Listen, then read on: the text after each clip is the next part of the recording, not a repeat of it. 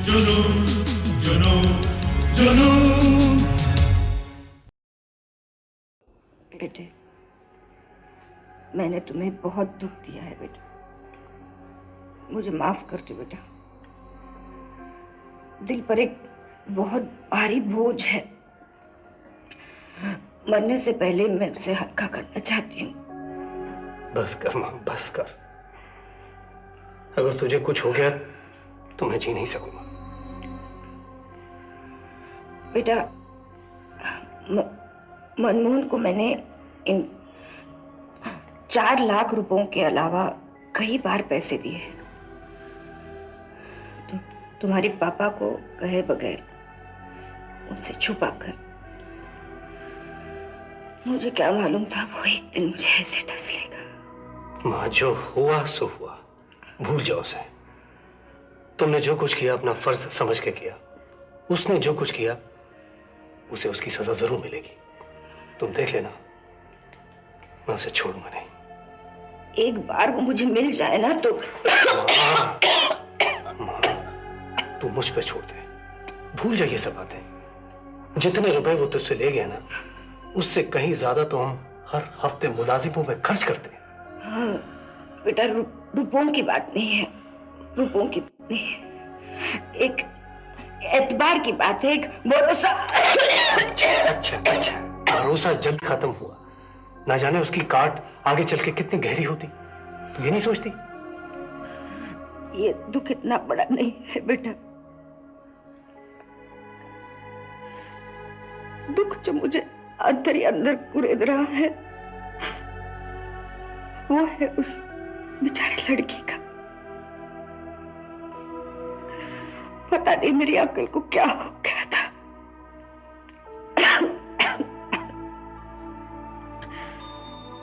कुछ सोच लेती, लाला जी से पूछ लेती। यहाँ नहीं थे, तुम्हारे आने का इंतजार करती।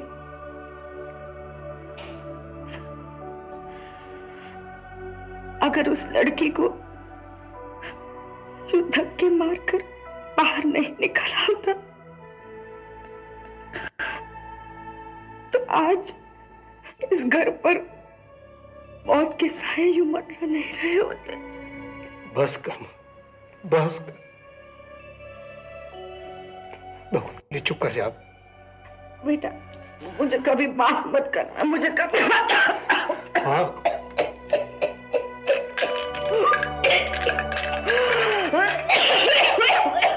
माँ ये गोली खाओ।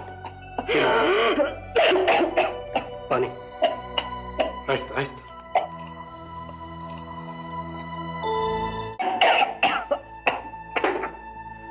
माँ, अब कोई बात नहीं होगी, बस ऐसे ले, ऐसे ले। मुझे कोई दुख नहीं। जो कुछ हुआ वो भाग्य का खेल था। बस तुम ठीक हो जाओ, तुम ठीक हो जाओ माँ, बस मुझे और कुछ नहीं चाहिए।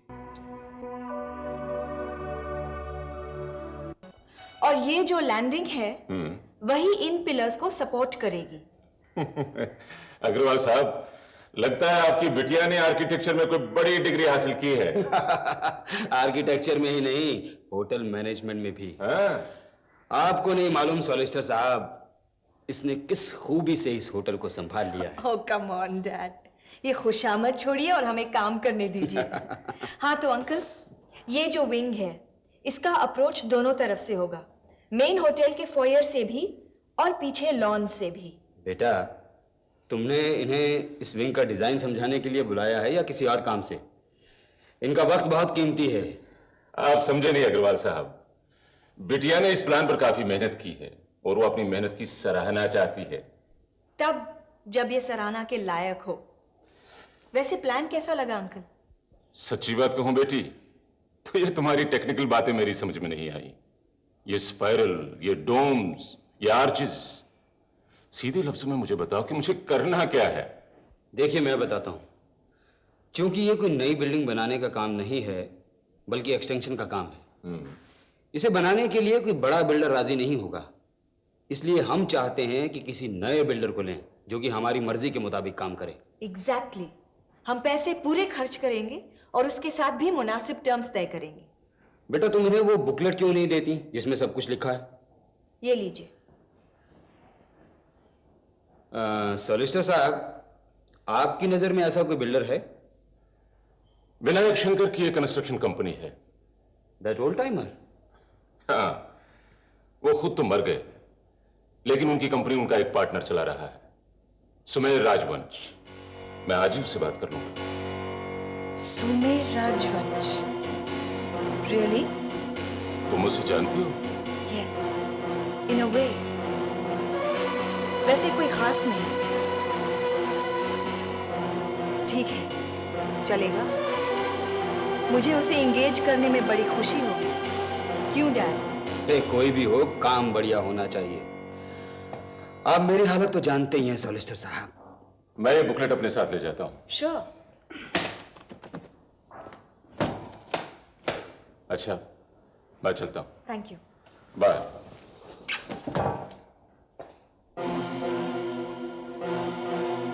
ये किस सुमेर राजवंश की बात कर रहा था? उसी आपके बटलर की। नहीं, तुम उसके साथ काम नहीं कर सकती। मैं करूंगी, बड़ा मजा आएगा।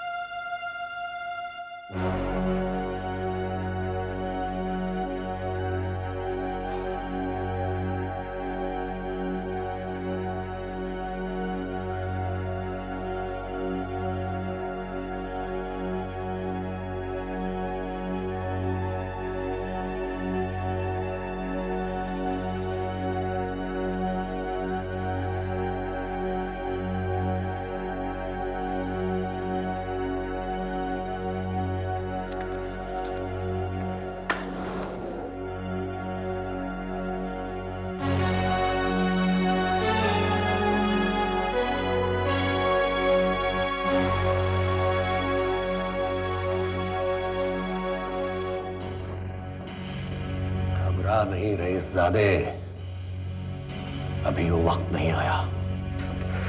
क्या हुआ बेटे? बाहर बहुत गर्मी है। Doctor,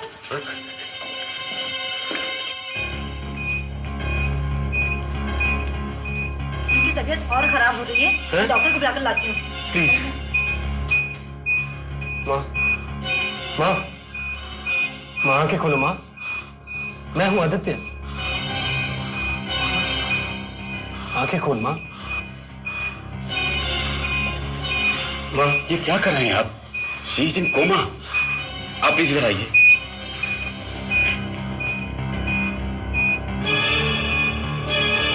good God, she is really sinking. Doctor please do something, please. आप लोग कृपया बाहर बैठिए, हम आपको बुला लेंगे। Please come, please.